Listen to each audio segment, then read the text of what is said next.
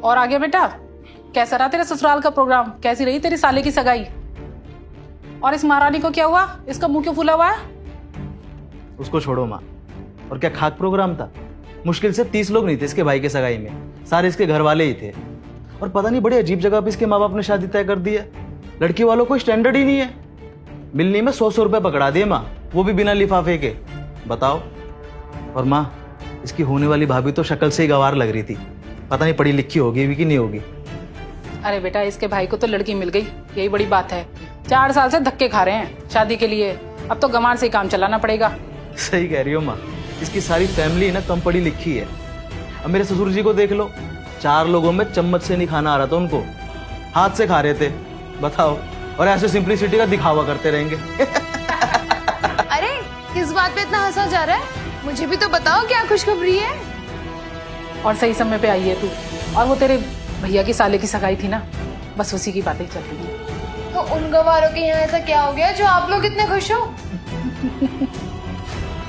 एक तो इसके भाई की सैलरी भी इतनी कम है, और पता नहीं इनका घर भी कौन से पुराने जमाने का बना हुआ है। कौन भले घर का आदमी इनको लड़की देगा भला? तेरी भाभी के तो कर्म अच्छे थे जो हमारे जैसा परिवार मिला।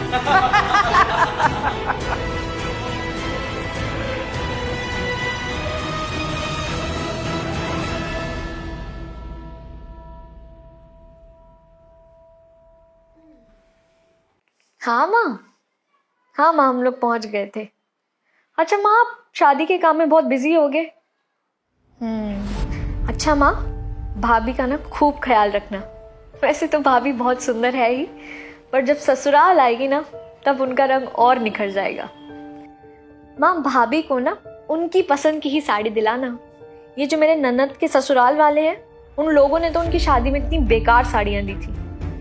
आप भाभी की चॉइस का ना जरूर ख्याल रखना। वैसे भैया की कुंडली में ना मांगलिक दोष था, इसलिए शादी में देरी हो गई, वरना उनकी शादी तो कब की हो जाती है ना माँ।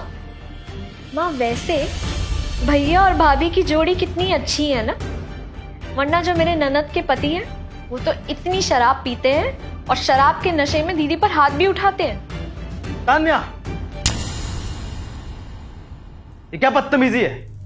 तुम अपने घर की बातें बाहर वालों के सामने कर रही हो। तुम अपने ससुराल की इज्जत क्यों छाल रही हो? जब तुम अपने ससुराल की बात अपने घर में कर सकते हो, तो मैं अपने ससुराल की बात अपने घर में नहीं बता सकती? क्या ससुराल की इज्जत रखना सिर्फ बहुओं का फर्ज है? और जब दामाद का मन करे तो सबके सामने अपने ससुराल की खिल्ली उड़ाए। ऊंच नीच किस घर में नहीं होती है? हर घर में कुछ ना कुछ परेशानी तो होती ही है, लेकिन इसका मतलब ये तो नहीं है कि सबके सामने एडवर्टाइजिंग करके ऐसे मजाक उड़ाया जाए।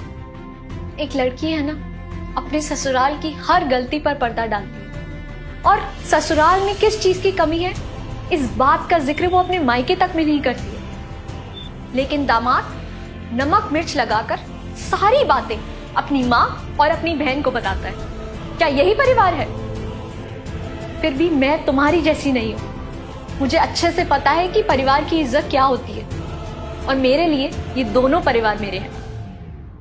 परिवार वालों को तो एक दूसरे का साथ देना चाहिए, क्योंकि मजाक उड़ाने के लिए तो पूरी दुनिया पड़ी है। और हाँ, मैंने यहाँ की बात कोई भी आज तक अपने मायके में नहीं करी है। मेरा फोन स्विच ऑफ है। तान्या, तुम बिल्कुल ठीक कह रही हो।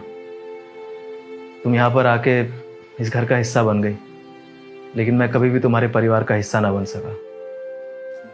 तुमने मुझे रियलाइज कराया कि घर की बातें जब बाहर जाती हैं तो कितना बुरा लगता है। औरों का मजाक उड़ाना तो बहुत आसान होता है, लेकिन जब खुद का मजाक उड़ता है तब बहुत बुरा लगता है। प्लीज मुझे माफ कर दो तान्या।